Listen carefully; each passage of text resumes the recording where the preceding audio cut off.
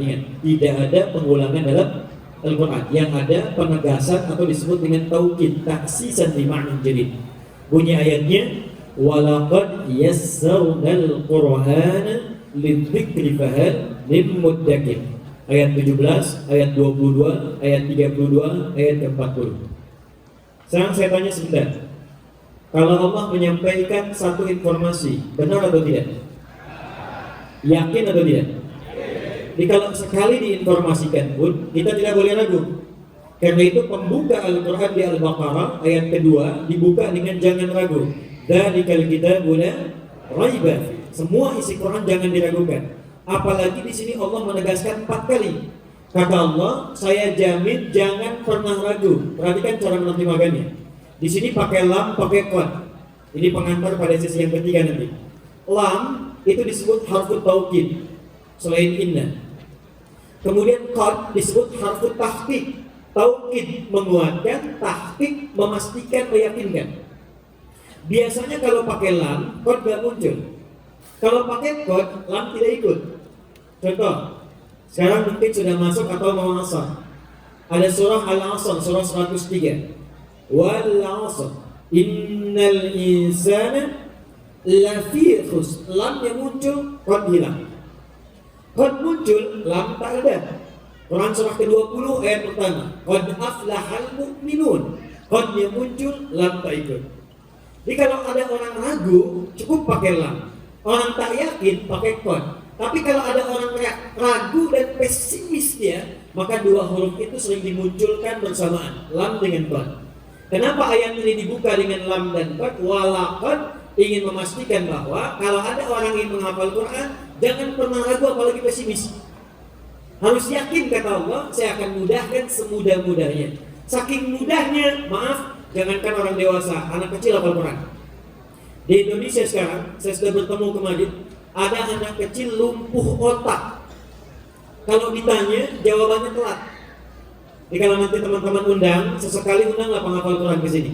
Yang kecil-kecil, yang lumpuh otak, itu kalau Anda tanya siapa namanya, jawab 1-2 detik, 3 detik baru jawab. Tapi kalau Anda tanya dengan Al-Quran, coba teruskan ayat ini. Wadhkurullaha, cepat seketika, fi ayyamin ma'dudat. Bahkan ada yang hafal ayatnya, Al-Baqarah 203. Ada yang tahu posisinya, paling kiri sebelah atas. Ada orang tua 82 tahun hafal Quran. Dan saking mudahnya, dulu orang menghafal Quran 2 tahun. Saya buka karantina di Bekasi, di Indonesia. Itu ada hafal Quran, kami buka program 30 hari. Ada yang hafal 15 hari, hafal 18 hari, hafal 22 hari, 30 juz. Bukan juz 30. Saking mudahnya. Diteliti oleh para pakar, ternyata ada kemudahan untuk menghafal dimulai dari fase bahkan saat lahir. Bagaimana fasenya? Begitu anak itu dilahirkan dalam hitungan lahir 0 bulan, maka mulai mendengarkan tahap pertama Al-Quran. Karena bayi ketika terlahir, itu organ yang berfungsi pertama kali pendengarannya, bukan matanya. Maka Anda cari speaker aktif, perdengarkan pada dia 1 bulan 1 juz. Putar secara berurutan dari Al-Baqarah, Al-Fatihah, Al-Baqarah terus sampai dengan An-Nas. Setiap 1 bulan 1 juz itu saja. Misal, anak saya lahir di bulan Januari. Begitu lahir, bukakan kemudian juz pertama, perdengarkan 24 jam itu saja berputar. Karena bayi itu apa yang didengar itu nanti yang dia ucapkan. Makanya bayi nggak pernah belajar sekolahan, ini mama, ini papa, ini makan, ini begini. Begitu dia bisa bicara karena melihat Anda mengatakan papa, papa, mama, apa yang didengar itu yang diucapkan. Kalau dia lihat robot, robot yang diucapkan. Robot Carpoli, Embers, Tayo, ini semakin banyak dia dengar, semakin itu yang diucapkan. Maka 1 bulan 1 juz, 2 bulan 2 juz, 30 bulan ketika selesai juz 30 bulan maka usia bayi itu sudah 30 bulan, 2 tahun setengah. Saat 2 tahun setengah dia sudah tertanam 30 juz di benaknya Al-Quran. Masuk ke memorinya. Kalau sudah seperti itu, maka paling lama dia hanya butuh waktu 6 bulan untuk menyempurnakan hafalan Qurannya yang sudah masuk ke dalam jiwanya. Di anak itu 3 tahun akan hafal Quran langsung, bahkan dengan kalimat dari awal sampai akhirnya. Tinggal diurutkan. Nah sekarang kalau kasusnya 2 tahun sudah bisa bicara, apakah tetap berlanjut? Tetap. Cuma tambahkan dengan ajaran-ajaran untuk huruf hijaiyahnya, pengucapan hurufnya, sehingga nanti sambil dia mendengarkan sambil mengikuti bacaan-bacaan itu sudah sempurna. Begitu diajarkan 6 bulan, maka ajarkan dengan tajwid 3 tahun sudah hafal Quran 30 juz sempurna dari Al-Fatihah sampai dengan An-Nas. Insyaallah. Ini teori yang pertama. Kemudian pertanyaan yang kedua, sudah terjawab. Ustaz, kapan waktunya ziyadah? Ziyadah itu tambahan dengan murajaah. Konsepnya begini sebetulnya teman-teman. Saya kasih sebentar lah ya metode gabungkan dengan bagian terakhir, nanti cara cepatnya di akhir. Saya berikan metode santuy menghafal Quran. Paling santai ya. Contoh begini, kalau Anda ingin santai tanpa sadar dalam setahun Anda hafal Quran. Tanpa sadar ya. Baik. Anda usahakan misalnya dalam sehari, cobalah menghafal 1 halaman saja. 1 halaman itu, kalau saya ilustrasikan, karena saya tidak bisa menulis, ilustrasikan aja ya. 1 halaman itu ada 15 baris di mushaf standar. Berapa baris? Kecuali Al-Fatihah dengan Al-Baqarah halaman pertama. Al-Fatihah 7 ayat, Al-Baqarah halaman pertama 5 ayat. Alhamdulillah, jazakallahu khair. Baik, bismillah.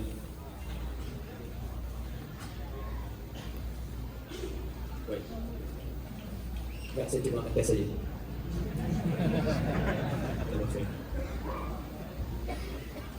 Maaf, kelihatan nih?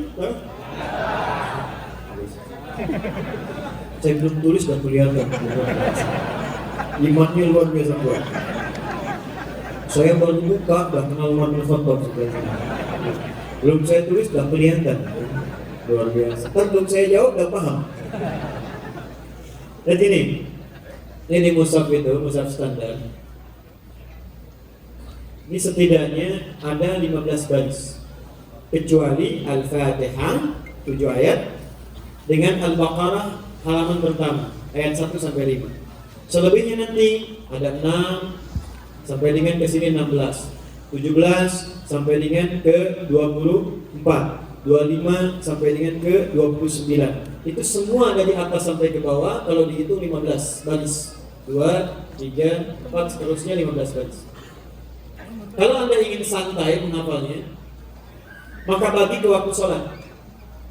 Sholat sehari berapa waktu? Berapa waktu? Berapa rakaat? 9, 17. 5 waktu 17 rakaat. Kalau dalam keadaan terdesak bisa dijamak atau bisa dikosor. Jamak menggabungkan 2 sholat yang berdekatan.